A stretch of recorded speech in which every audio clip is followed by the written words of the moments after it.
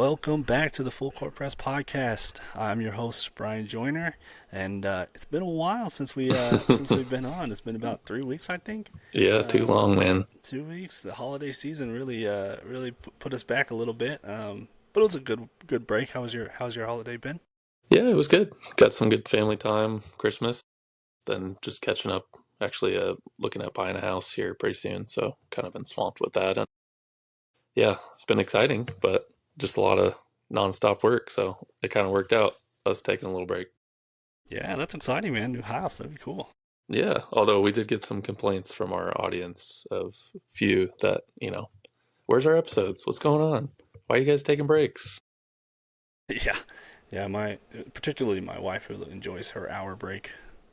Yeah, Me not being around. Yeah, it's nice for her. exactly. No, some people were like, "Hey, Locked On does this every day. How are you not doing it every week? What are you doing?" Mm, I'm like, "Come on, it's the holidays." And uh, sorry, and we make we're no new. money. Yeah. Yeah. I was like, Like also we don't you, abide by a big calendar, so we can put it out yeah, whenever we want. that's right. That's right. We sure can. And as long as I'm getting paid nothing, I don't have any incentive. So So just like, for fun. comment, subscribe, do all that, and then maybe we'll Yeah, give do it you a all. weekly episode. How about that? That'd be great. That'd be great. We have a good show today. We're gonna go into our classic ballers and fallers to start out, where we usually do that at the end, which will be fun. And then we have a special kind of Q&A.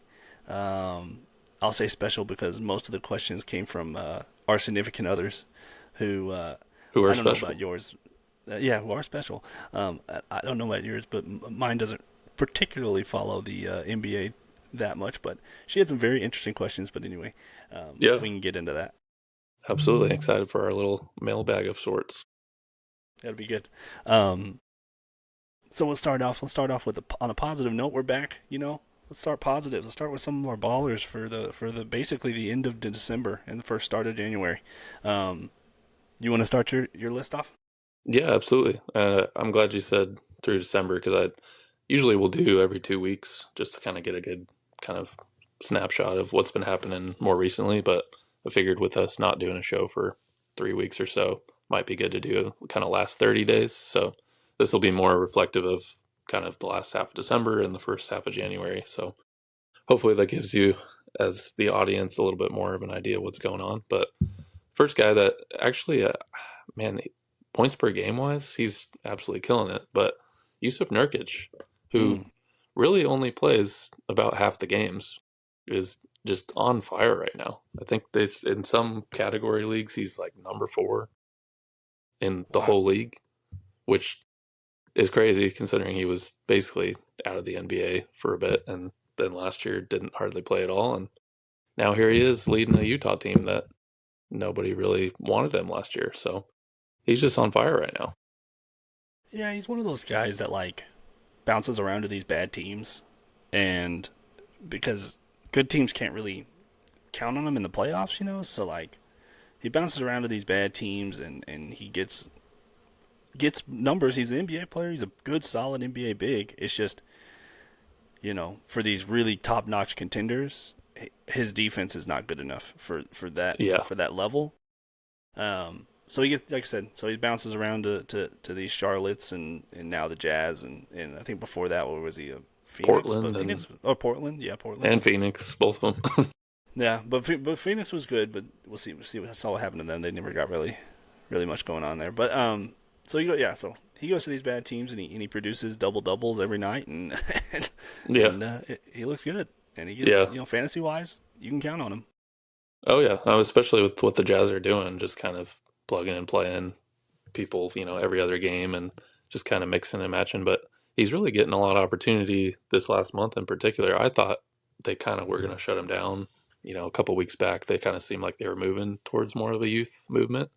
But he's been playing 30 minutes a night, and realistically, it's just his shooting. I mean, he's shooting mostly at the rim, but he's up to almost 60% now, 58.8, and Hmm. his 3 point shooting is basically doubled his volume of Yeah, makes, but then also his percentages. I mean, he's taken like maybe 15 threes, but he's shooting 69% from three, which is always fantastic, regardless of where you're shooting from. Yeah, right. 11 rebounds was pretty typical and doesn't get too much else other than that. I mean, his blocks for a big man, not even one block. He's at 0.6 blocks. But again, that's kind of 50% increase on the block category too. Like you said, doesn't really offer much defensively, but just filling it up Hmm. right now. So he's been definitely at the top of my list on somebody that stood out to me when I looked at the top 50. I was like, what is he doing there?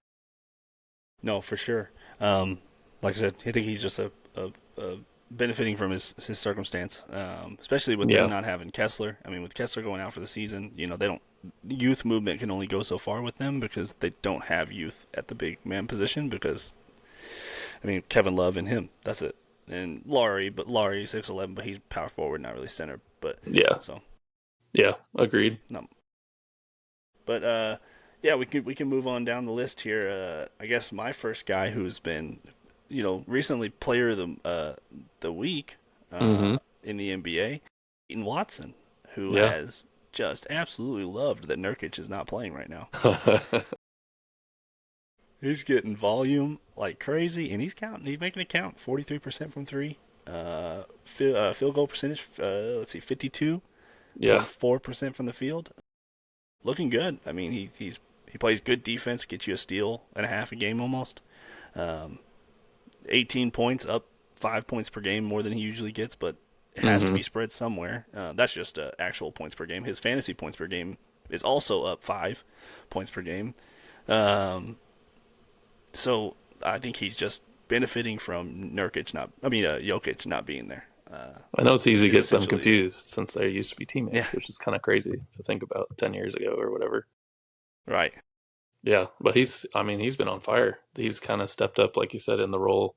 Only 4 extra minutes a game, but I think just Mm-hmm. because Jokic's usage is usually so high, the usage is getting spread out and they're allowing him to kind of run the offense a little bit more. And I know Gordon just came back and Murray's kind of been in and out here and there. So Watson's really been kind of the star of the show, but I feel like that's probably going to continue to some degree, not maybe the same volume, but it seems like he's getting a lot of the opportunity lately.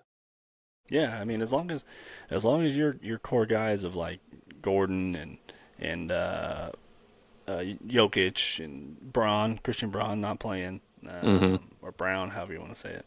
I can't. Everybody says it differently. Yeah, I think it's Um, Brown, as but I long, still call him Braun. yeah, as long as all those guys are still out, he's second in line really. But I was really bummed that Cam Johnson got hurt. I thought he would really Yeah, benefit from this spot, but yeah, he got I hurt think before Jokic got hurt. But anyway, right. Yeah, I think Watson's kind of become Cam Johnson or what they thought he was going to be for them this year, which is good for them. But you know, I think you're spot on that. But missing their brains and Jokic and their Braun, it's down to Watson. yeah, for sure. Um, Who else we Going on got to your here? next guy. Yeah, let's see. All right, Dyson Daniels. I've been very pleased considering I tried to trade for him and got him. But realistically, not much has changed for his opportunity. Like obviously Trey's been out, now he's traded, which we'll get to that later. But I mean, his minutes wise, same as what he's been doing, and he's only taken maybe one extra shot a game, not even. So it's really not a volume thing. I don't really know how to explain it other than he's just getting more assists, and his steals have actually somewhat dropped, which is what he's kind of known for. So it's mostly just rebounds, assists, and just a little bit more volume here and there on everything. Seems like they're not necessarily running their offense through him because it's all kind of Jalen centric, but he's becoming a lot more involved than he was. I think maybe they're trying to think post Trey now of how they're going to orient their team, and he's probably third in line, maybe behind Alexander Walker as far as volume Yeah. of things. So Oh, it's nice to for see sure. him getting a little bit more run.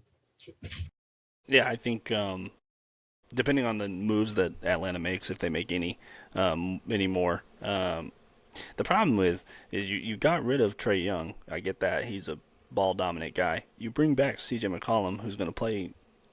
He's ball dominant as well. He shoots a lot, so it's not particularly going to open up more shots for these guys. And the passing from CJ is not as good as Trey. So Hmm. the issue I have with Dyson Daniels is the fact that he just refuses to shoot the ball. He's Yeah, shooting. I mean, his percentage is 5% for the year. I for mean, for it's three, yeah, it's horrendous ridiculous. on point 0.1 made per game. He just doesn't shoot. He doesn't shoot at all. He won't take them, Well, and so I mean, he's missed you'd like 19 to in a row. even. He's on a 19 miss Oh, streak right now, yeah, yeah, so but that's why he doesn't take them. but if you're making, I mean, you got to get into a rhythm or something, Yeah, Like, oh, you got to at least shoot the ball, like yeah. I give think yourself a chance to make them. he takes less than two per game. It's usually like one per Yeah, game. So I think he's only taken about 60 something this season. He's made like seven, which is really bad. Yeah, that's bad. especially as a point guard on somebody that they need to shoot the threes. They need to spread the ball out a little bit with Jalen and Okongwu in the middle. So the fact that he's not shooting them, you would think that it'd be killing them a little bit more. But thankfully, they've had some other guys there to shoot for them. Yeah, for sure. I'm just curious on how it's gonna go. If they get rid of Yeah, Kristaps Porzingis and they get rid of some other of the shooters and stuff like that, they may ask him like, "Hey, you have to do something. yeah, You have to be a threat out there, especially if they're gonna go into the playoffs. hmm, You really cannot just be somebody who's just absolutely left on an island by yourself. It's just yeah. not gonna work out. So It's gonna be rough maybe it'll for go him. up. Moving on down my list, I have Cam Spencer, who's been I thought was somebody who was just kind of on a little hot streak there at the beginning of December and kind of through the middle of it, and then I cannot drop him to save my life. Not that I want to right now. 34 fantasy points per game from a guy who widely was not drafted at all and really Hmm. is available in a lot of leagues right now. I couldn't be happier with what he's doing for me, especially One, now with John Morant looking for a trade. I mean, he's only going to get more opportunity. yeah. I mean, and to your point, I mean, he was on our last Ballers and Fallers about a month Mm, ago. I mean, people should have heed our advice. I don't know what the word is there, but I mean, yeah, it's a month-long hot streak. At this point, you kind of just have to see it as, I mean, this might just be how it is the rest of the season, especially with, like you said, Morant being out and their guards are never getting healthy. I think, what's his face, Jerome, just got ruled out another 4 to 6 weeks reevaluation or whatever, and I don't know, who knows if he's ever going to play. So Cam Spencer is kind of locked in right now. yeah, yeah, opportunity is there for him. He's taking advantage of it. I mean, 42% from three, and which is a little bit down, but down from 46. So like, Right. okay, But and with then a great 44 volume 44%. increase. Yeah, exactly. Yeah, 90% free throw shooter, so that's great. Getting to the Yeah. line a little bit, 2 attempts, 2.5 attempts a game, Hmm. um, which you'd like to see a little bit higher, but for a main ball handler, but he's Yeah, not that's. attacking the rim. He's more of a shooter than anything else. Hmm. So Yeah, I'd like to see his 2 point percentage go up a little bit, but if that goes up even a couple percentage points, it's only furthering his value, which, because everything else seems pretty manageable right now. He's not super volume dependent. He's just pretty efficient in what he does, other than the 2 point percentage. yep, absolutely. But yeah, I mean that's really all you can say about this guy. He's just consistent. It seems like every time I look, he's always getting consistently 30 fantasy points a game, Hmm. if not a little more. Sometimes he goes off, so that's nice. But yeah, I think I have him on here again just because of his consistency, which like I said, I thought he'd be a streamer for a week and then he'll drop down to averages and then probably drop him off my team. But I can't do it. Yeah, yeah, but that's kind of the beauty of doing something like this, where you see a guy that's standing out the last 2 weeks, and you're kind of on that fringe of, I mean, do I pick him up and hope that it lasts, or is he going to drop back down? But at least highlighting some of these people like that, it gives you the opportunity to see, hey, let's just take a chance at this guy and see how the situation works out, what his opportunity turns out to be, and monitor injuries along the way. And you're left with a guy that's probably, close to top 50 the last month. For sure.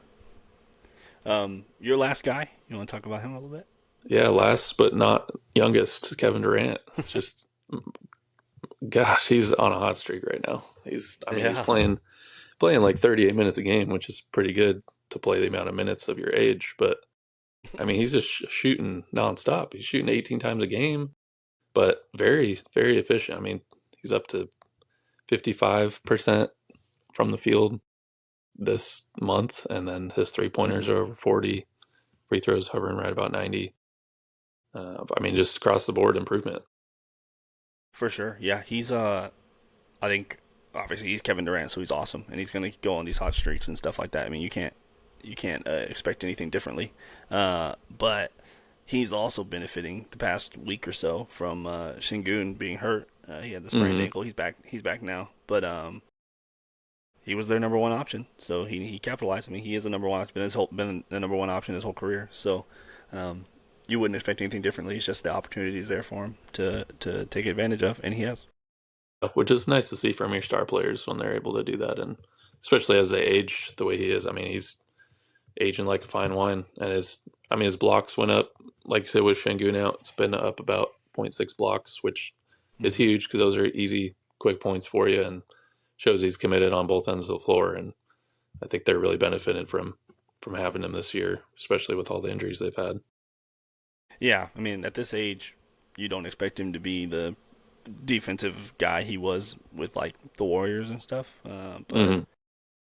yeah, it's been impressive for him to be able to kind of like, okay, well, I guess I got to kick it on here for a little bit and take it. It's, I mean, also he's kind of the only guy that got. I mean, Steven Adams been hurt for a while. You know, they had Clint Capella Yeah, playing for their starting big. So like, I yeah, mean, I which don't know, like, might have been good in 2016, but you yeah, know, yeah. So I think he kind of had felt like this past month or so he's had to really be like, okay, well, I guess I'm the one that's got to do it now. So and he's yeah, done well.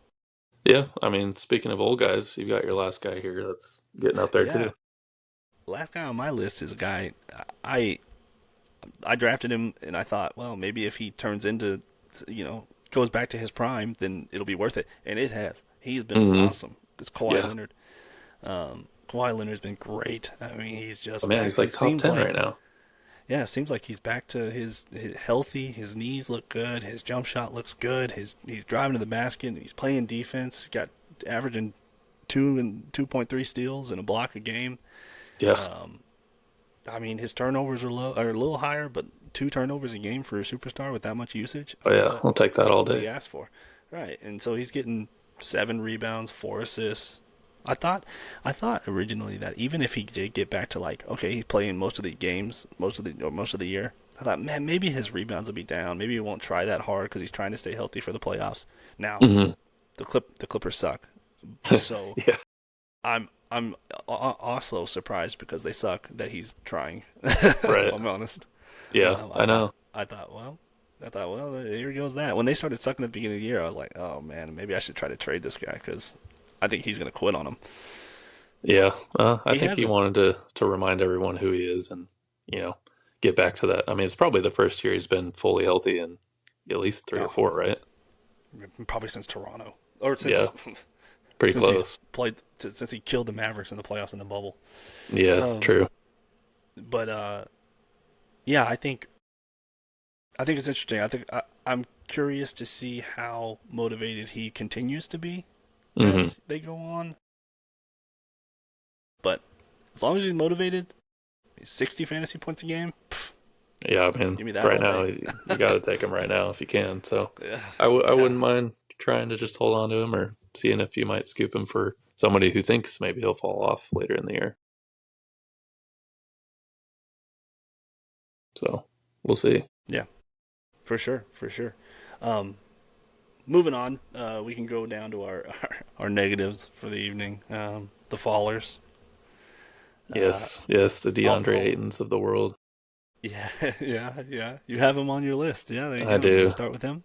Yeah, unfortunately, number one overall pick on the number one overall college basketball team, and he's not looking like it right now. The Lakers are kind of a mess.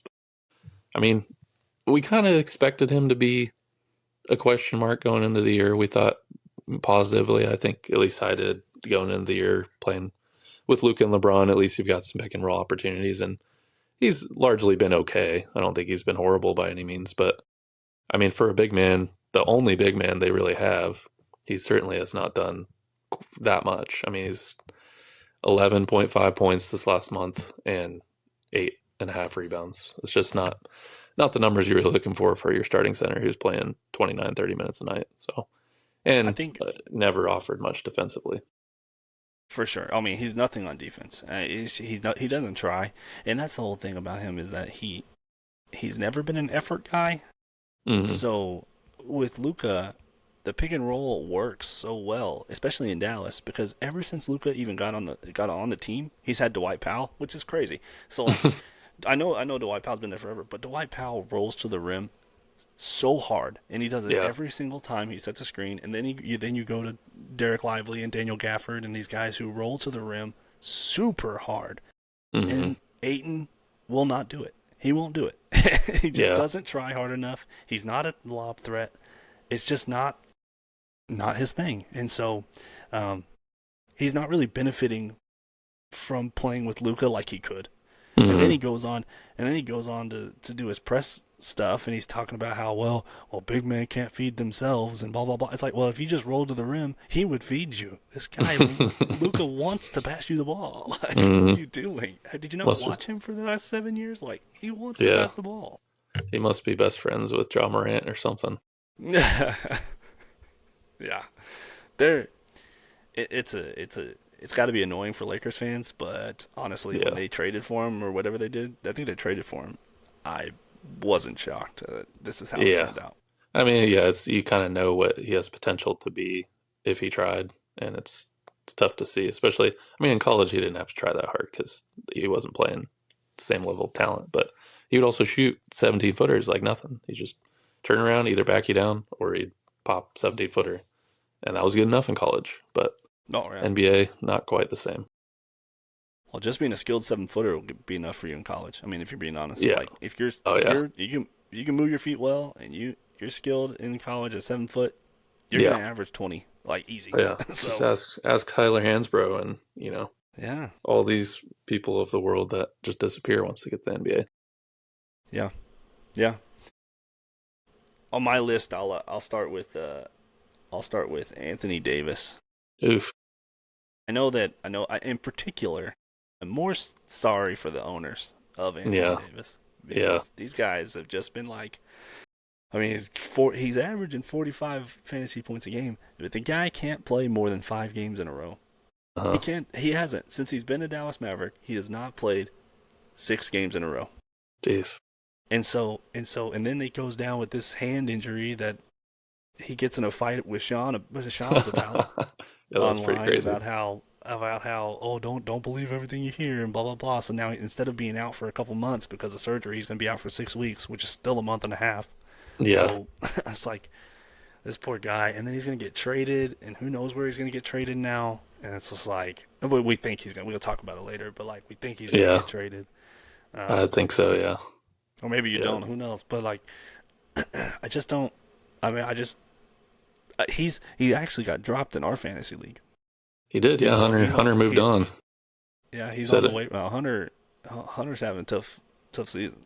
I know. I mean, he's taken me to the woodshed this week so far, but yeah, it's been a tough year for him, and it's because of players like this. I mean, he's got a roster full of guys that are really good when they're healthy, but they're not always healthy and they're aging. So it's not that Davis has been that bad compared to his usual. I mean, he's a little bit down in most categories, but like you said, it's just his availability that's really killed him. And now I don't think I mean, he's not going to play another game for Dallas, that's for sure. But No, I don't think so either. Like I said, we'll get into it more. But his yeah, 3 point shooting has been horrible. You know but yeah, I mean, his 27%. field goal percentage in general, 50, a little under 50%. I mean, which is okay, but for a big man who's only under the basket, and I mean, he Hmm. loves that 17 footer, but Lord knows everybody else hates it. Yeah. Well, So speaking he's just been underwhelming. Yeah, go ahead. speaking of big men with poor field goal percentage, my next guy is Bam Adebayo, and he Yeah, couldn't. I mean, I don't know what happened around the holidays, but he cannot make anything. It's been rough. Thankfully, last night was a little bit better. He got back in 29 points or something, but I mean, he's shooting 38.8% this month, not from three, yeah. from the field as a big man. Oof. And I mean, he's shooting not even 70 from the line, 23 from three. So I don't know what happened. Maybe he was dealing with the back injury or something. It's kind of what I've heard. But I mean, he looked fine This last night, so maybe it's all behind him. But it was a rough month. this was his first. If I'm not wrong, I don't know about his. I can't remember back to his like rookie year or something. But even then, he wasn't this option. This is the first year in his career that he's the number one option. And I was always kind of afraid of his offensive. I mean, he's a great offensive player, but I think he does well playing off of people rather than being like, "Here's the ball, Yeah, yeah, now you go." And it's like he can't create for himself. right. Well, I mean, he's not going to back you down in the paint so much. He's more of a finesse player. That when I've watched him, and he likes to shoot the mid range a little bit more than most big men. So when you're not able to create that shot for yourself, when you don't have healthy guard play to kind of get you in the right spots, then it's not going to be a recipe for success for Bam. I mean, we've seen him be successful, but like you said, he's had Jimmy or Hero or other guys Yeah, that kind of help him out. or he wasn't there in his career. I'm not. I think Jimmy came after he was drafted. Even but when he first got drafted, he wasn't a player that you would ever have thought that could No, like be, a lead guy on offense. On defense for sure, but yeah, like on offense, nah. But even yeah, then, his defensive stats are not good. I mean, he's not even averaging a block or a steal a game. So like even the side of the floor you thought would be super consistent, if his offense was bad, hmm is not there. So yeah. it's He's more the guy that tough. doesn't show up on the paper, but I agree. It's not been what you wanted, especially this last month. But overall, the season he's been a little bit down from what his usual numbers are. So I'm curious. I mean, I've read some things about his back maybe being an issue, which I don't know how big. It's not like Jakob Pertl bad, but there's something maybe going on. They're just not sure. So I'll keep looking into that. But I mean, if you could buy him low right now, it's not the worst risk to take considering nothing's confirmed. But Especially now going into the late part of the season, you can find players that I don't know. They know they're not making the playoffs, and they know they're not. You don't want to cheat your league or anything, but no, but maybe they're on the you can take fringe. yeah, you can take advantage of guys that are a little on the fringe that may be looking like, oh, well, I'll take a chance on this guy or that guy, whatever. You can snag Bam from him, and hopefully Bam will turn into something. Or Yeah. maybe you sell low on him and you try to or like you try to snag somebody off his potential. Yeah. But it's just a lot of options there. But going on to my next guy is I got a few younger guys on my roster on my fallers list. Hopefully not We'll in your start with roster. not on my roster. No, no, no. We'll start with Ace Bailey, who this whole season's been a disappointment, not just this last month. And I just thought that maybe he's not motivated to play in Utah. I know he wasn't. He didn't want to get drafted there. Uh, hmm he wanted to go to the Wizards or something. Why people want to go to Washington now, I don't quite understand, but whatever. But he's just been bad this year. I mean, I thought, oh, the opportunity's there. Maybe they'll turn the keys over to him. Maybe they'll trade Markkinen, and all of a sudden it's like Ace Bailey show and stuff like that. But Yeah. he doesn't look ready to be in the NBA, honestly. Like his athleticism not there. Yeah. The whole thing about him was that he's a tough shot maker. Well, he's not making tough shots. I don't know what to say. Like, he's the whole lie about him being 6'10" when he's not 6'10". He's No, he's like clearly way six shorter six than maybe. Markkinen. Yeah, Markkinen's 6'11", so it's like it's he's just not who everybody said he was going to be, and it's showing. It's just he's not. He doesn't look like an NBA ready player. Yeah. And speaking as someone that had him on their roster, I definitely feel that pain. I didn't keep Yeah, him very long, but I mean, he's just not getting the opportunity either because he's not, like you said, he's not good enough, or they're just deciding, yeah, we're not investing in him right now. We're maybe next year or, after the All Star break or something. But clearly, right now, it's not something that they're interested in. And I mean, he's not but for shooting well. no, he's not. I mean, his shooting's the problem is like his shooting's not horrible. It's like okay, percentage is 33% from three and 43% from the field, which 43% from the field is not great, but Yeah, and 40% from the for line too. I mean, it's 40% just from the line's not that's bad. yeah, But for a like scorer, it's not. I mean, yeah, he does nothing else defensively. He has got hardly not even a half a steal or block, and mm, 3 rebounds, 1 assist. I mean, that's just not somebody who's going to see the court even on a bad team. Yeah, right. Exactly. I think they have better options at the shooting guard, small forward position. Yeah, So yeah, and they're using him. So I would stay away as much as you can from Ace Bailey, unfortunately. But we'll see. your last guy? Oh, my one of your old favorite players. Oh I don't know why I man, always associate him in my head with you, but Miles Turner, I your love long Miles lost Turner. friend. Yeah, I'm Yes. waiting for him to be a Maverick at some point in his life. I mean, it would have been better than some people at this point, but yeah, he's had a pretty disappointing year so far in Milwaukee, and I mean, we thought, at least I thought, he'd be kind of the next Brook Lopez, kind of fill that role, and maybe even be a little bit more defensively minded for them than Lopez ever was. But I mean, he's getting the minutes, 28, 29 a game. Shooting volume's okay. It's just he's not shooting very well. I mean, his free throws are slightly up and his 3 pointers are fine, but his 2 pointers not so good. And he's not doing anything else. He's only getting you 5 rebounds, which he's never been the best rebounder, but I mean, Yeah, for a five center, rebounds seven and footer. yeah, for that and 1.5 assists and he's kind of known for his blocks and he's only getting 1.3 this month. So that's all the areas that he should help you: blocks, threes, rebounds.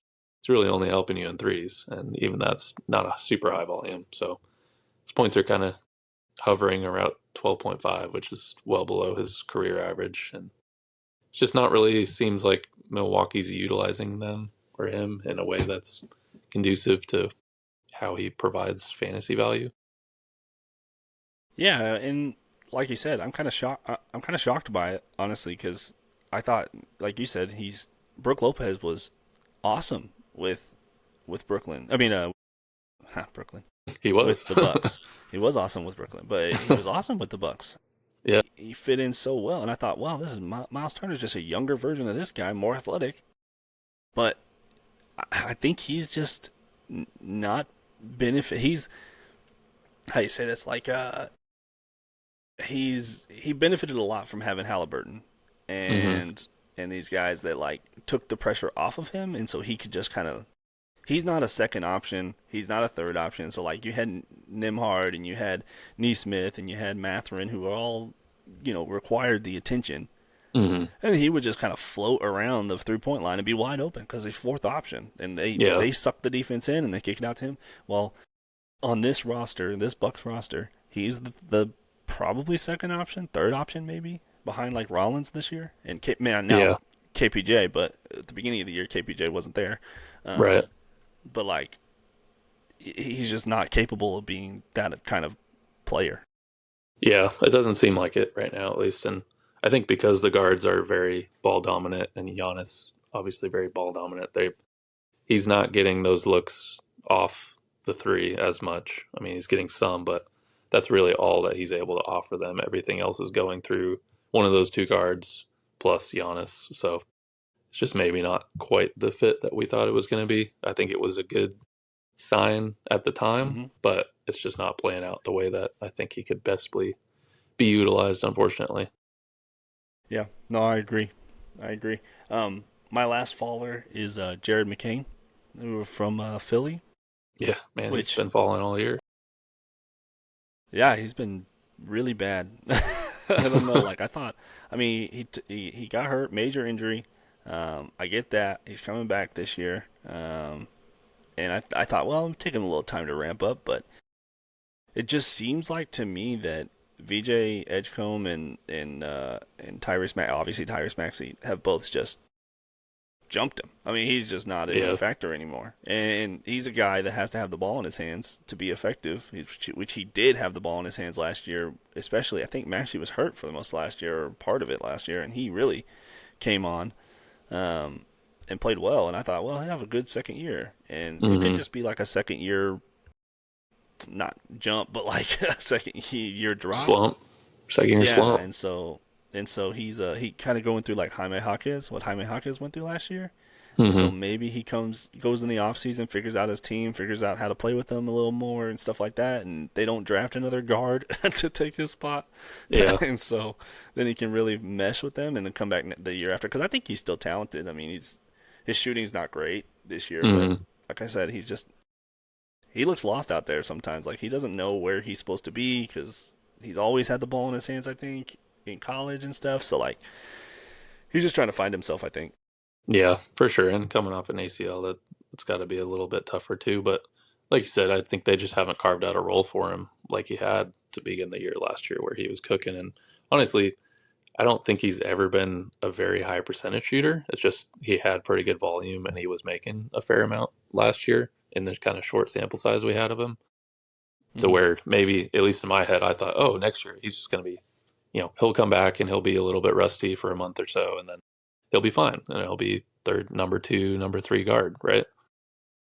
He's only getting 17 minutes, and I think it's probably some rust from his knee, but also just he's not shooting very well, and they've got other guys that are obviously Maxi's going to be probably all NBA this year, and Yeah. Edgecombe's in the contention for rookie of the year, and I mean they've been missing Oubre all year too, so he's not even taking away minutes, and Grimes has been okay, but he's taking away his minutes, and so if he's not getting minutes over Grimes and some of these other guys, I mean, I don't think he's rest of the year going to really improve from where he's at. Maybe his shooting comes up a tiny bit, but he's not getting any assists. He's not getting any rebounds. So it's just kind of a lost year, like you said. It's Yeah. unfortunate because he had potential to be, maybe six man of the year last year, but this year it's probably more I of mean, a lost year at this point. A lot of people thought he may have been rookie of the year.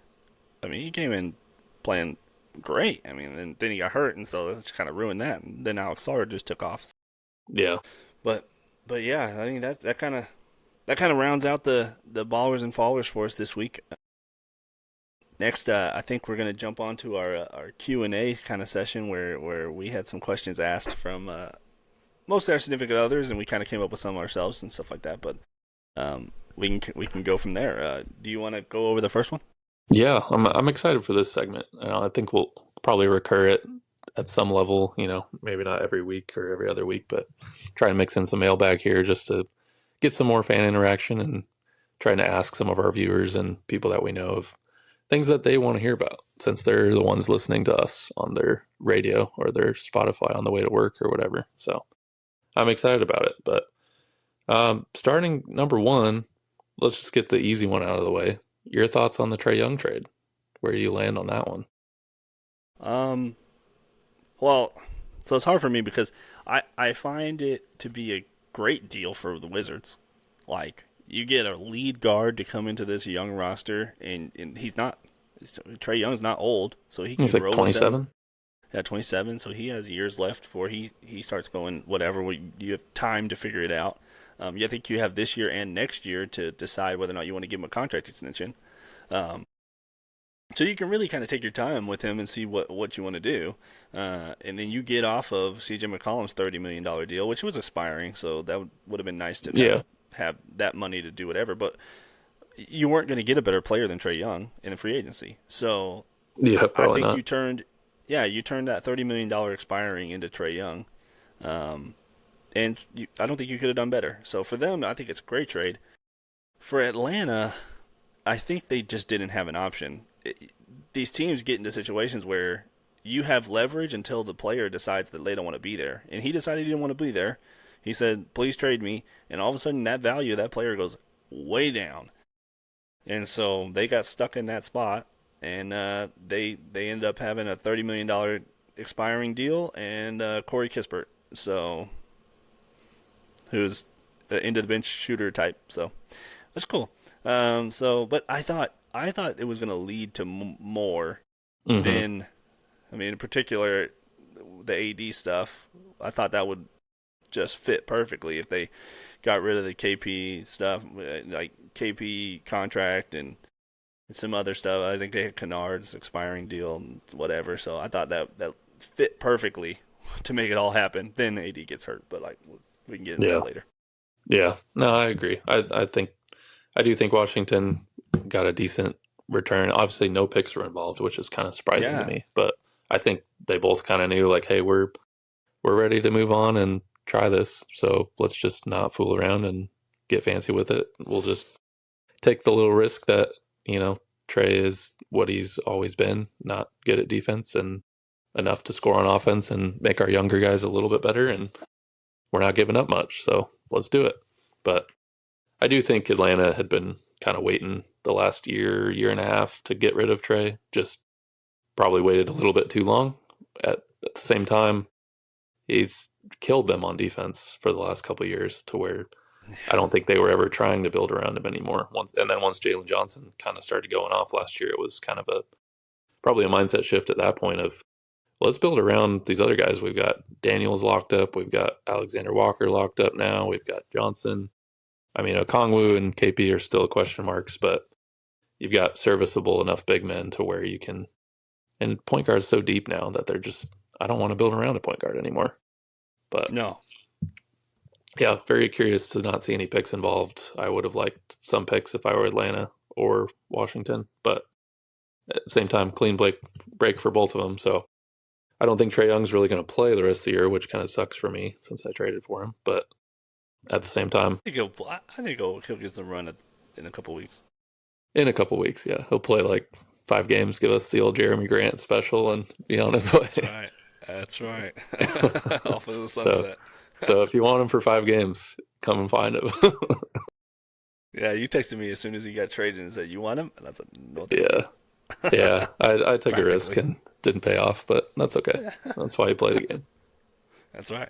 That's right." Um, no, we can. It's just interesting. It's just like I said. The players have so much control, and so once they decide that they don't want to be there, then you're just out of luck. I mean, you're not going to get near the return, which is why Dallas is doing the whole dance of like, "Oh well, we may not trade." Blah blah blah. So Right? Yeah, whatever. it's But all fake. No, I we can go down. last thing about that. Oh yeah, yeah. I feel like Atlanta gave up on him before he gave up on them. So that's just my perspective. To where I do agree, he was probably like, "Well, I don't want to be here anymore." But I think it's because they were like, "We don't really want you here anymore," especially when you're Yeah. a little banged up. Like looking at all the numbers and analytics and stuff, it's like, I mean, he's not really helping us win. In fact, he's helping us lose. He had that great run in 2021, which is fantastic, but beyond that, it's been largely unsuccessful. So I think they wanted to change, and that was clear in his Instagram post about, you know, being somewhere where he's wanted and can't stay in the same spot where you are and grow.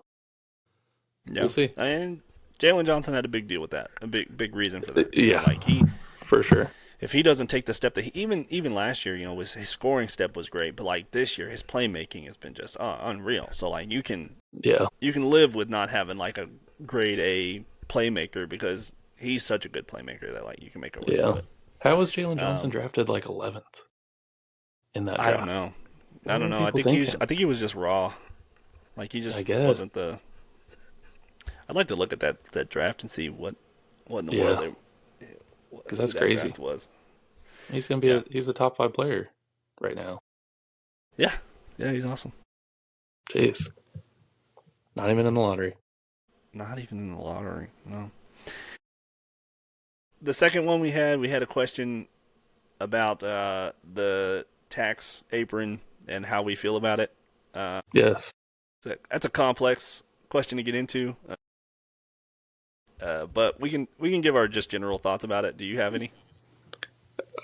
Yeah. I mean, my first general thought was I really dislike when teams go into it and are just willing to, throw exorbitant amounts of money at it because they want to win. It's kind of like it's not the same, obviously, as baseball not having a salary cap and that sort of thing, but just the mentality is these, billionaire owners that are like, yeah, I mean, whatever it takes.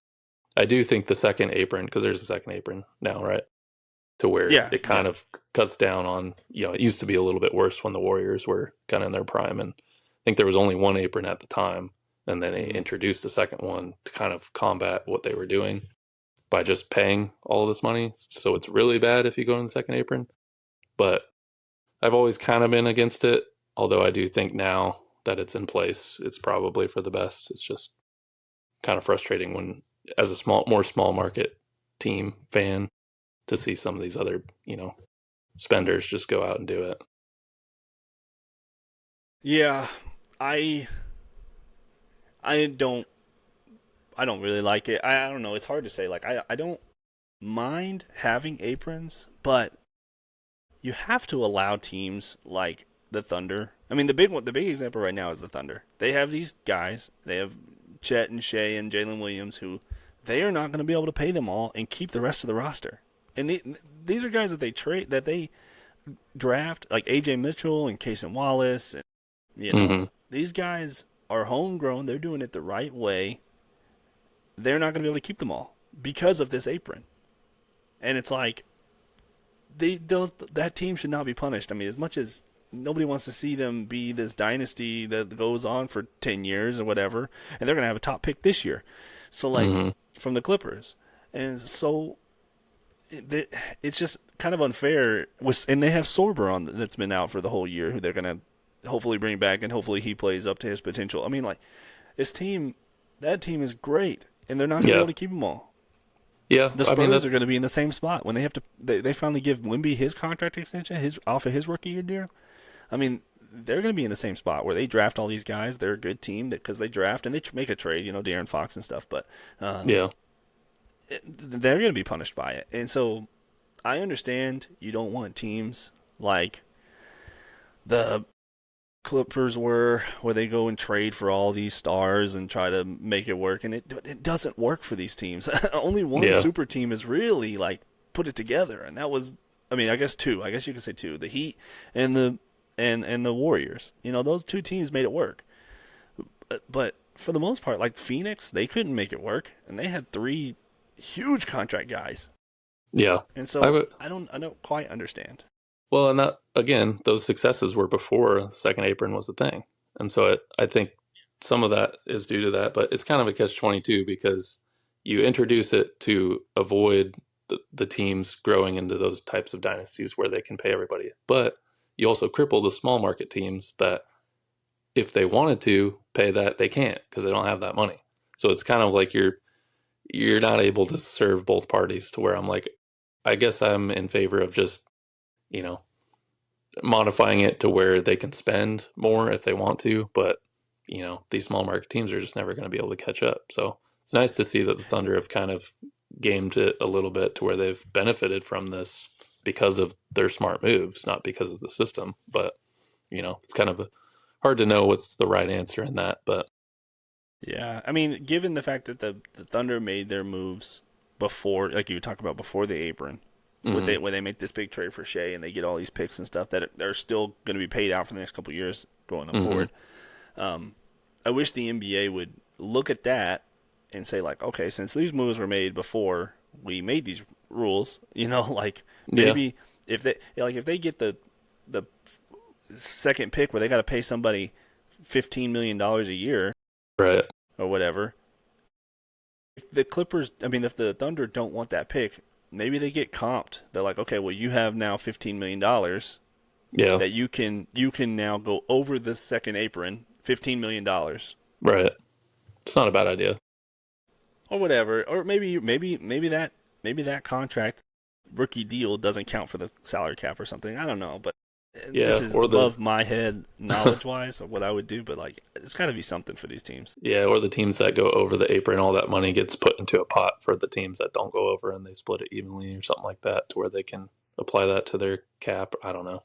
It's got to be Yeah. something that's a little bit more fluid that kind of keeps up with the times a Now little bit. there are teams out there. Cleveland's one of them. Cleveland has no excuse. They they went and they traded for Mitchell, huge contract. They give Darius Garland big money. They go trade for Jared Allen, give him $20 million a year. Hmm. They draft Evan Mobley, which is a good move. But like they are the other way, where it's Hmm. like, okay, you went out and you traded for all these big contracts, so now you're dealing with the second apron because you put yourself there, Exactly. because of potentially bad moves that aren't going to pay off for you. Right. It's got to So be draft and pick it's related hard. then. Yeah. That's a Well, yeah, tough, well, if tough that's the situation. whole penalty. The penalty is that if you one of the penalties is if you're in the second apron for 2 consecutive years or 3 consecutive years or something. I think it's You lose draft picks. 2 out of 5 years or something like that. Your pick, it doesn't matter where it is, becomes the last pick in the first round. Oh, yeah. So Nice. if you suck, you're the first pick in the draft, you get down to 30. Yeah. So that sucks, Hmm. but That's interesting. You say well. Wimby hasn't got his extension? Because Did he get his? I mean, he he may just have signed his. Has it kicked in? no, he just got his extension like 2 weeks ago. It was a hyper extension. Oh, good stuff. Jokic did too. Yeah, Jokic got his. Yeah. Just not the extension you're looking for. No, well, one I'm looking for as a Mavs fan, maybe Yeah, sure. not next year, not this year. Yeah. The next one, what? The next one's an interesting question. I didn't see this on the list until I popped it up. Yeah, I was saving this one. I came up with this one. I thought it was Oh, kind okay, of fun. okay, But yeah. so I was just thinking of all the jerseys I've owned over the years, and I was wanted to know what your all-time favorite NBA jersey that you've owned is, because I'm sure you had quite a few growing up, and Yeah, I still also do. follow up which ones you still have. So I still have all my. I don't get rid of jerseys if I buy them. I Okay. have a lot. Like I have like a Shea Gilgeous-Alexander jersey. I have like because I go to like Ross sometimes, Yeah, and yeah, they yeah. have like jerseys you can find. So I have like a Russell Westbrook jersey from Houston. Nice. I have my favorite jerseys of all time. I kind of have a group. When the Mavericks won the championship in 2011, I went out and bought Jason Kidd, or not at the same time. I kind of accumulated them over the year. I had a Dirk one. I had Jason Kidd. I had Tyson Chandler, Sean Marion, and Jason Terry. Oh my So I gosh, you got had the like whole. I had like the five starting, not Deshaun Stevenson, but like the Yeah. five big guys. Wow. Um, and so I still have them, and so I like those. Those are my favorite. That's awesome. Are they the royal blue? Yeah, well, all of them except for Dirks. The Dirks was it was a specialty jersey they wore like the year after. It was white with the logo in the middle, and on the back it just said Dirk. It did the Uh, first name. nice. So I thought that was yeah, I liked it a lot. So yeah, those are my favorite, just for Okay. the year that I got them. Yeah. Which other ones can you remember that you've had, just out of curiosity? Oh, I have a Luca jersey for the Mavs. I have a Kyrie jersey. Wait, Luca played for the I Mavs? have yeah, did you know? I have a Michael Jordan jersey, but it's like a cheap one. Bulls red. Bulls red, yeah. Nice. Uh, a few other ones, but those are the big ones. Nice. I have like other sports. I have Jason Witten jersey. I have a Oh yeah. Well, we won't uh, get into those. yeah, I got a lot of other ones. I think my first jersey was a LeBron Cleveland, Oh, the red old red one, like 2006 yeah, Cavs. I that's just cool. wanted it so bad. But my first one that I remember loving was I really wanted a white Allen Iverson jersey for the longest time, and I could only find a black one, so I had a black one instead. But I wanted the shooting sleeve, I wanted the everything, the headband, all that. I don't know why, but that, and then I had a purple Steve Nash Suns one, and those were my Cool. favorites growing up. My brother had a green Dirk one that was pretty sweet, kind of the old green Dallas one. Yeah, Not like the I guess not like the 70s or 80s green, but it was like that one year, must have been like yeah. When they 2005 or did the something.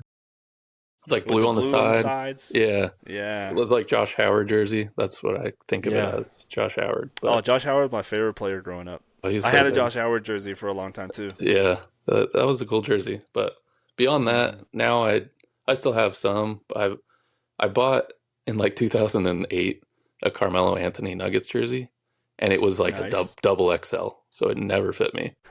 It's so funny. Now it fits me, and I still have it. But Ah, and I have like another purple Nash and a white Iverson. I finally got one of those, and I think I have I've a couple always is there others. a jersey that you've always now you said the Iverson white jersey. You ever get that one? I did, yeah. That was the one I always really wanted. So I finally got that a couple years back. But Cool. and then I found at a there was like this old warehouse thing where they'd bring in all these like old Target stuff, and then other random stores would dump all their excess Yeah. stuff.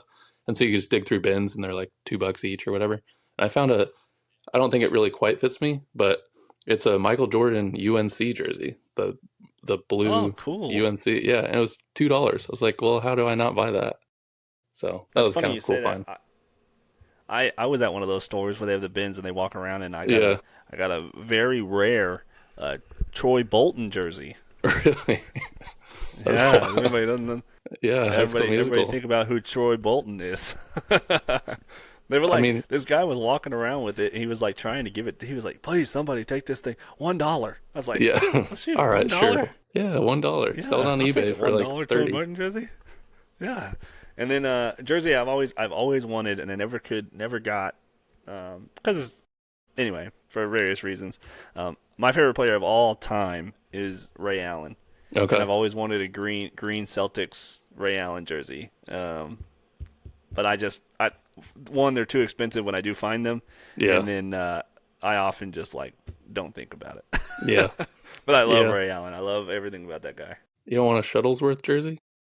I would like a Shuttlesworth jersey, Jesus Shuttlesworth, but Yeah, that'd be cool.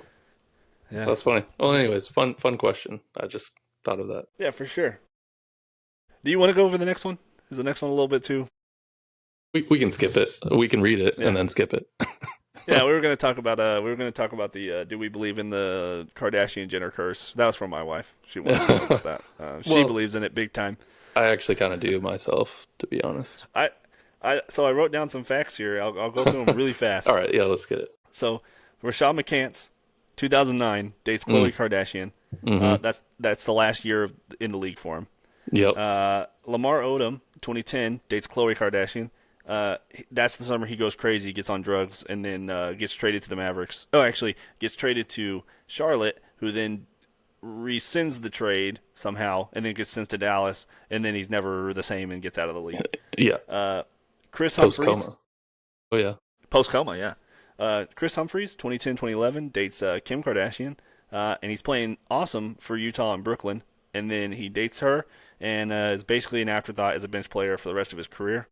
Not that he Which would was have been like that two great anyway. years. Yeah. um, James Harden in 2015-16 dates once again Khloe Kardashian.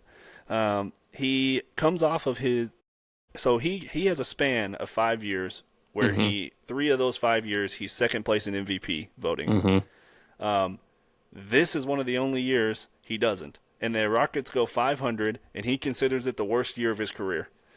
Um, It's crazy. Tristan Thompson, Yeah. the infamous Tristan Thompson, he starts dating Khloe Kardashian in 2016 um, after the championship. So 2017, like shortly after. Yeah, They shortly won. Yeah. after. Yeah. Um, the team never gets close to the championship again. He's ended up being a bench player after that. Never really does anything. Whatever. Traded several times. Blake Griffin, 2017-2018. He dates Kendall Jenner, part of that clan. He receives a max contract right before he dates her. Starts dating her. Okay. He starts dating her shortly after calling off his wedding with his wife and the mother of his children. Dates Kendall, suffers a knee sprain, and then right after that is traded to Detroit. Never the same. Ben Simmons in 2018-2020 through 2020, he dates Kendall Jenner. If you're wondering, that's they split right before COVID, the COVID season. That's the season that he does his infamous wide open layup pass and is never the same after that. Mm-hmm. Back And then issues, lastly, yeah, back issues and all mental the issues, confidence and can't shoot and all sorts terrible of kinds of stuff. issues. Yeah, just bad player issues. Yeah. Um, lastly, Devin Booker, 2020 to 2022, he dates Kendall Jenner. Right after the bubble. That's the year right after the bubble. He starts dating her. They go to the finals. They go up 2-0 to the Mm, Bucks. End up losing the series, yikes. And then, yeah, wow. and that sums up the Kardashian curse. I'm a believer. Locked in. I will. I'll credit all my information to a guy named Abe Beame, Beame. He has a website where he Interesting. has detailed I mean, huge website, Wow. details, all kinds of stuff. I was like, hey man, good for you. Way to spend your time usefully. Does he have a brother? Um, Couldn't. yeah, couldn't be me. Yeah, yeah, very popular, Yeah. very popular guy. I've heard of him. I never heard of Abe. So, if you're an NBA player, stay away from Chloe, Kim, and Kendall. Yeah. Just all of Um, them. Stay away. yeah, my professional advice. Yeah. Uh, Next one is a fun one. A question that we got again from my wife. She was going crazy asking questions after I told her Hey, we she love should it. ask Number us one some. fan. It's great. Yeah. Um, 2028 Olympic roster thoughts. Who Oof. do we think is going to be on it? And I pulled up the. You got the Let's see what I 2026 can on do there? here. Yeah, so the 2024 roster. We talked Oh, about this a little before we got on here. The 2024 roster was oh yeah. Bam, Booker, Curry, Davis, Durant, LeBron, Tatum, Hallie, Ant, Joel Embiid, Drew Holiday, and Derek White. And Did we we kind really of count came. Tatum? I think he was there, and so was Halliburton. Yeah, I know. I'm just kidding. He just never Um, played. yeah, I never played. So we were pretty confident before we got on here that we can mark out Curry, Davis. Well, I guess we can't mark out Davis, but Curry, Davis, Durant, LeBron, Joel Embiid, Drew Holiday, Derek White. Yeah, I think so. They made it very clear, especially the Big dudes. five, Curry, Davis, Durant, LeBron, Joel. They kind of all came out and said like, "This is our last hoorah! Like we're gonna go and we're gonna win and we're gonna bring the gold Yeah, back and then we're done. We're never yeah, gonna do it again." for sure. So are for sure gonna be on the 2028 roster. Right now we have Ant, Hallie, and Tatum. Okay. Yep. Confident with that? Yeah, I'd say they stick. Yeah. And then our maybes right now are Bam, Chet, Cooper Flag, and let me know if you think any are like guarantees and we can move them in. I think Flag's a guarantee. Paolo Bencaro, who? Flag, I'd say definitely a guarantee. Flag. All right, I'll move The him in. other two, I would still say questionable. Bam will be a little older. Boncaro, word's still out on if he's, top 10 in the league type guy. So I'd say Right. probably not right now, but maybe in the next year. So we have Donovan Mitchell, I'd say yes. Zion Williams. You say yes on Donovan? I think so Yeah. too. I think no on Zion, mostly health related, but also I don't think they'll. Well, if they need a big man, maybe if Bam's out, but Yeah. I don't think so. Um, Trey Murphy the third. You think he I gets don't there? I don't think so. No, I think they're gonna have enough guard wing players. It's really gonna be the big men that they're gonna be slacking on. But Yeah. the Olympics seems to Jalen be a John. faster pace, anyways, so they might want to spread it out, anyways. Yeah. No, I agree. Jalen Johnson. Yeah, Yeah, I think so I'd too. probably I lock him think in. if he keeps going the way he's going, for sure he'll be on it. Um, Trey Young. I think probably not, honestly. I don't think Trey Young either, especially given the guards that we're about to go over. For sure, probably not. Yeah, Brunson. yeah, I'd say Brunson. He'll be 31 then, So so I think the way that I broke this down is actually what I'll do here is what I'll do. I'll share my screen. yeah, because you haven't got to a couple other guards yet that I'd say for sure. Yeah,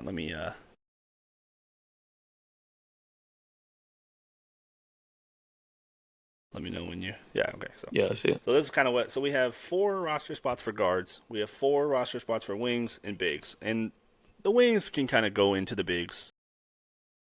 So we said Cooper. So Cooper's definitely going to be here. Um, and then we said Mitchell. I'd say Mitchell. I'd say Brunson, and I'd say So Maxi.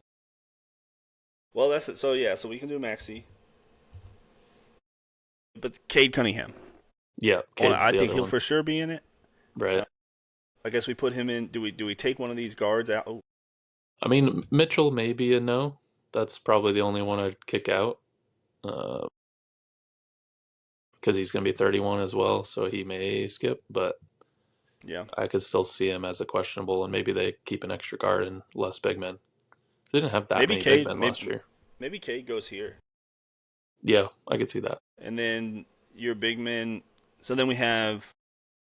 I'm pretty confident Mobley will be Yeah, it. Will be in. yeah, I think so too. Um, I'm now going over this list. I think Chet will make it. Potentially. I'm almost. I mean, just for the lack of. If you can think of any as a listener, if you can think of any big men that could fit this list, and we were also aware that maybe Cam Boozer becomes pretty good this next year, Yeah, I or guess it's AJ DeBonsa.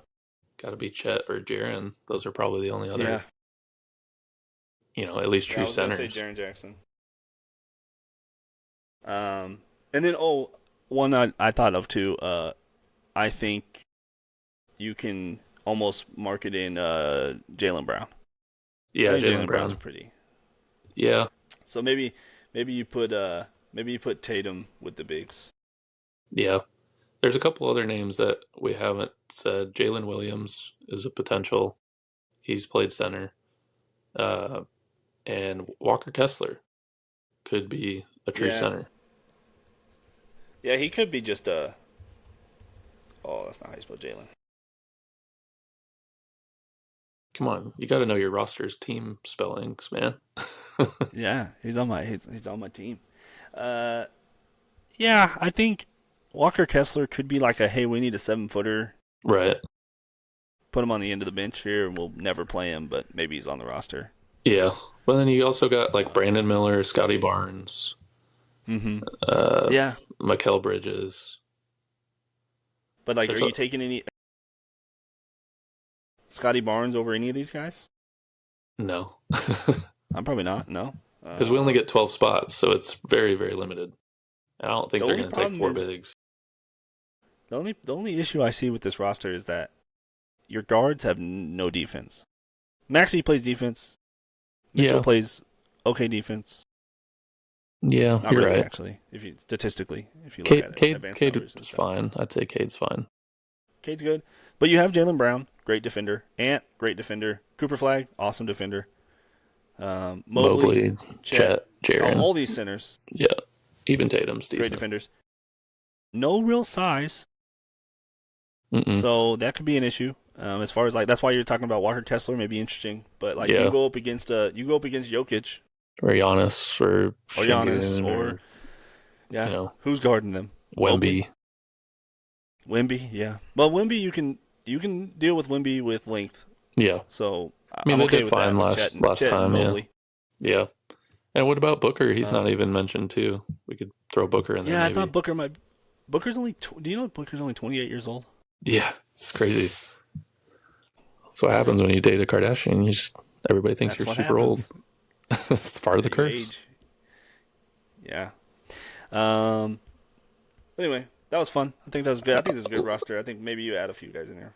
That's yeah. I mean, it's you're definitely in a good spot looking at all those names that you can pick from. I mean, it's deep, Yeah. but they're gonna have to figure out the big men spot. Probably only go three true big men, and they'll add another extra guard that is maybe more defensively minded, or you know, kind of like a Derek White like last year, or Drew Holiday, that kind of glue guy.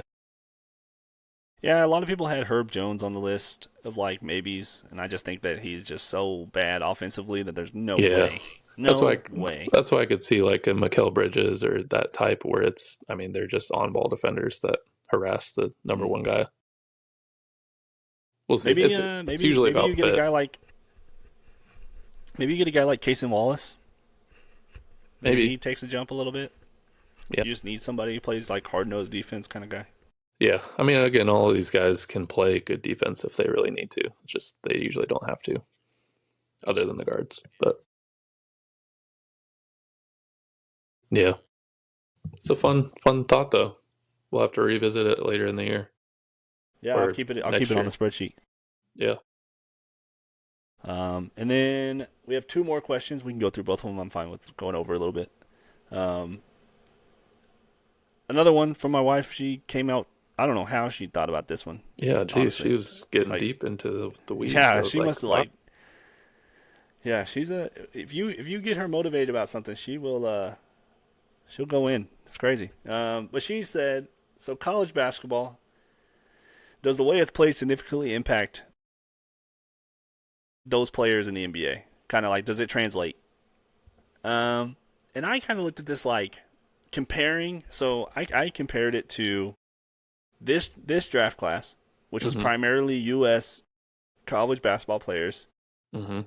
compared to the year before Ricochet draft, which Mm-hmm. is mainly dominated by European Mm-hmm. players, younger.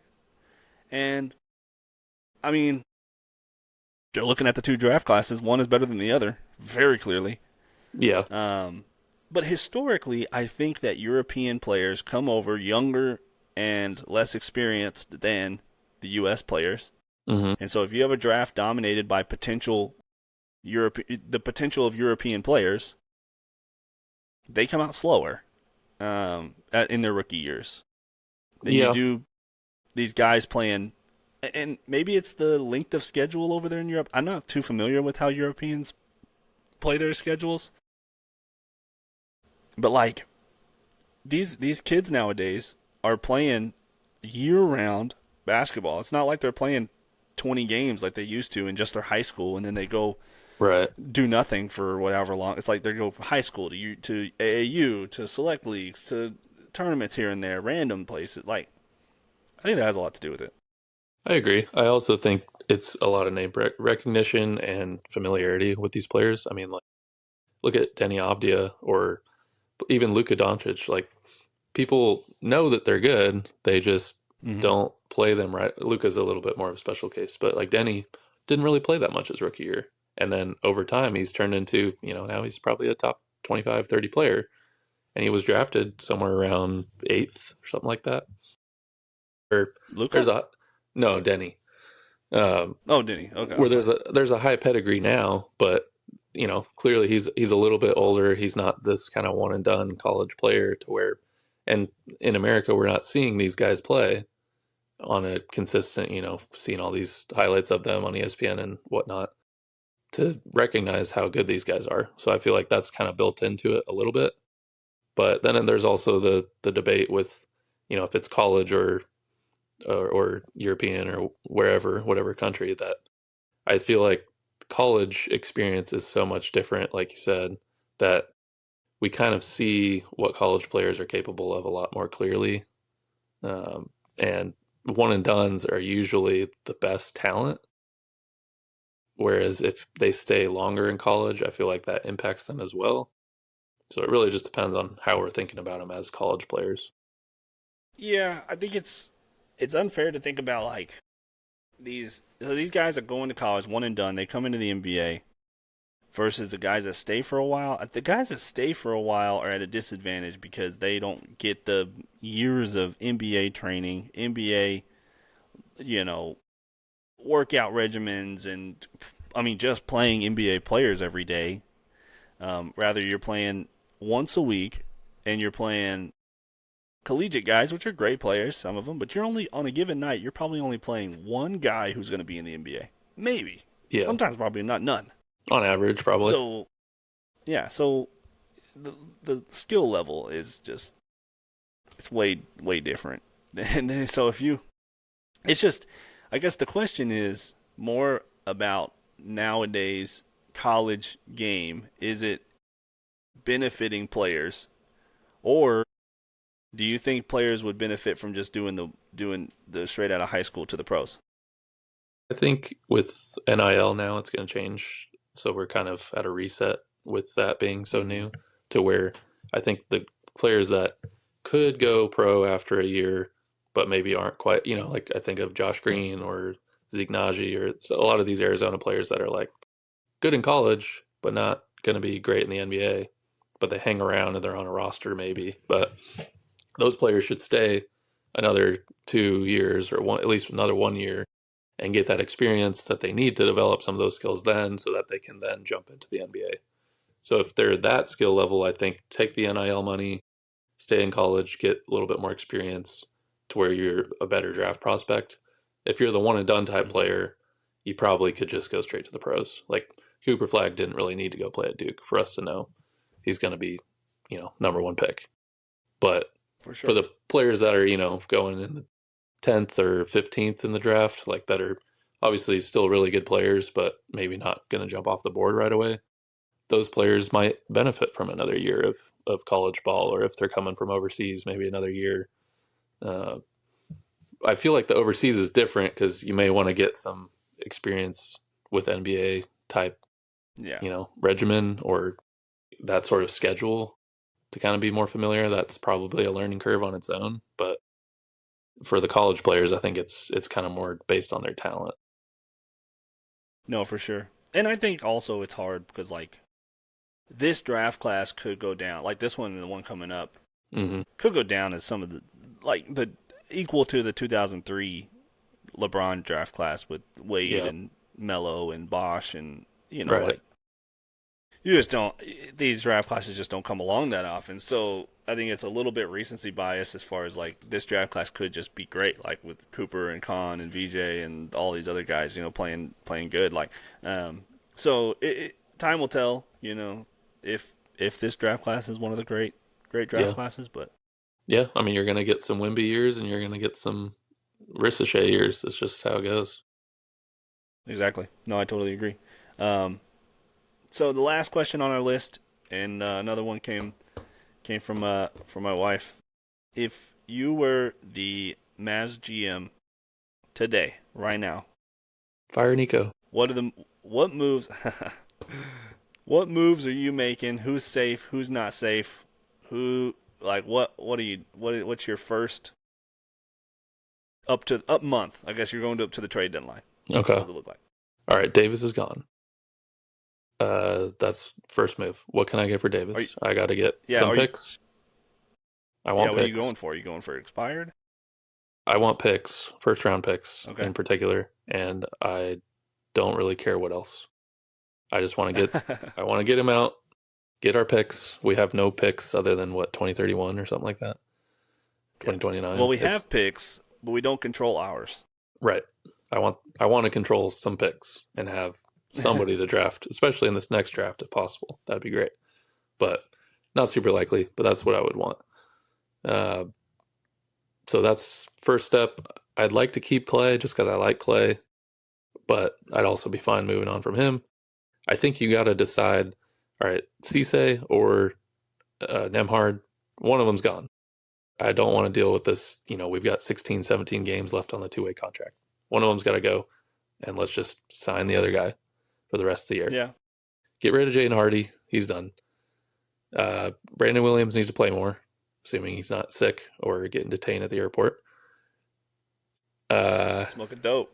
who else? PJ needs to just get healthy so he can play like 35 minutes a Yeah, I game. love PJ. I love Play not PJ. in the meantime. Play Najee 35 minutes a game. Let's just ride him. Kyrie, Pick him please up come on back. fantasy now. Yeah, please come back now, Kyrie. I know your ACL is not perfect yet, but we need you. Dan Oh, you're not Gafford. playing for anything this year. No, Dan Gafford needs an ankle badly. Please send extra ankles. What else? I don't know. I don't know if that answers the question, but Davis has got to go. Yeah, yeah. I think I'm with you. I think Davis is your. They're doing it right now. I'm almost certain he's got to go by the trade deadline. Uh, for expire, I'm more on the expiring deals Yeah, type thing. Maybe you get a pick or something like that. But I think expiring deals is the way to go. Like Atlanta. I mean, agreed. it's hard. It's hard not because that's just who they've talked about so much. But it's hard to shift off of that. But you get Porzingis and Kennard, and you have 60 million, almost $60 million in expiring deals. So then you can go make moves in the offseason, which is great. Yeah, I think Clay goes for late first, maybe second. Later, not this year, but future draft pick. Daniel Gafford goes for mid first. I think maybe this year mid first. And yeah. you look at I'd be Indiana. good with that. That'd be fine. Yeah, and then I think Najee goes. If you're gonna really like try to tank it out, he's too good. I hate to say it, like he's too good. Kyrie, sit out the rest of the year. We don't need you. We'll see you next year. Hmm. Have a good summer. Stop traveling with the team. Just do whatever you want to do. Just go rehab. Have a good time with your $40 million that we're paying you. Um, and then you just move on. Just give Cooper Flag and Max Christie all the shots you want to take. Yeah. Have a ball. And to your point, I'm choosing Cisse. I'm not choosing Ryan Nimhard. Great point guard. We need point guard play. Is he though? He is not worthy of a standard contract because if you Yeah. have a real point guard at a half decent point guard at 6'2", 3, you're not playing him. So, because he just can't play defense. So anyway, No. Yeah. I'd so I much think rather see you're say. giving it to Cisse. I like his energy, and I mean, you sign Dwight Powell to a 55-year contract. He's already on that. Let him, yeah, let him stay on the team for the next 100 years. Who knows? Just get him some health insurance, please. He needs it. Yeah, AARP. Yeah, He needs dental insurance. yeah, exactly. Badly. Poor guy gets hit in the face every game. But yeah, but the first thing, I mean, I will tell you this. I was telling my dad and anybody that'll listen to me, I was saying, if you were trading Anthony Davis, you know you are. Everybody knows you are. Oh yeah. Why are you playing him? Uh, Give him the Trae Young business. Set him on the bench. Get him out of here. If he's there past the trade deadline, okay, play him. But like, if you can't find a trade for him in February, fine. Bring him and Kyrie back at the same time. What's the point? You're trying to lose anyway. yeah. You're not trying to go make the playoffs. Right. And he's made of glass, so he just touches marketing with his hand. There was lose-lose. You were winning games and losing draft position, or he gets hurt. Like what? I don't understand what you were gaining from him playing. Yeah, I agree.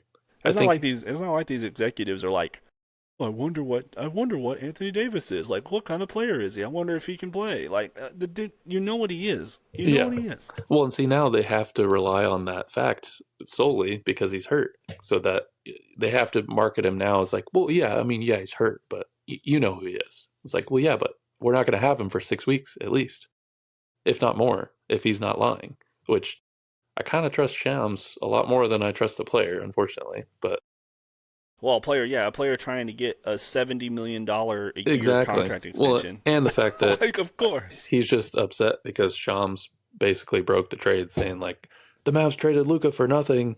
Sorry. And he's like, I'm not nothing. I'm Anthony Davis. And he's like, well, yeah, but you're like 32 and kind of broken. Kind of nothing right now, unfortunately. But you're not Luka. Exactly. So, anything else is nothing. Sorry. Right. Sorry, buddy. Yeah, but that's what I'm doing. I'm clearing house and getting picks because you don't have any. So hopefully you can get that and open your books up because if they stay this way and they keep the team, they're a second apron team.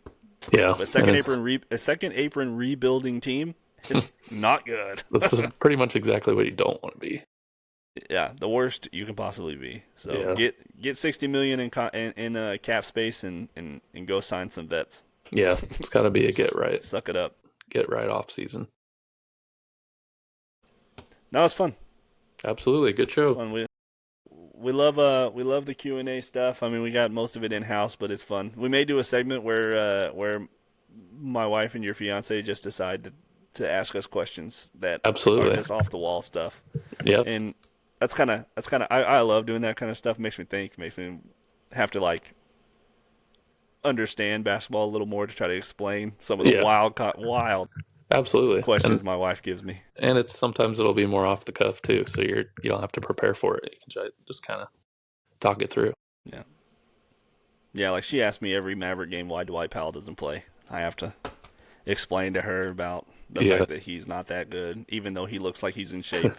It's okay. I have to explain in football the 2 minutes, and the 3 timeouts thing about every single game. It's like, why do they do this every time? I don't get it. It's so stupid. Like, yeah, I get it. I feel it. Yeah.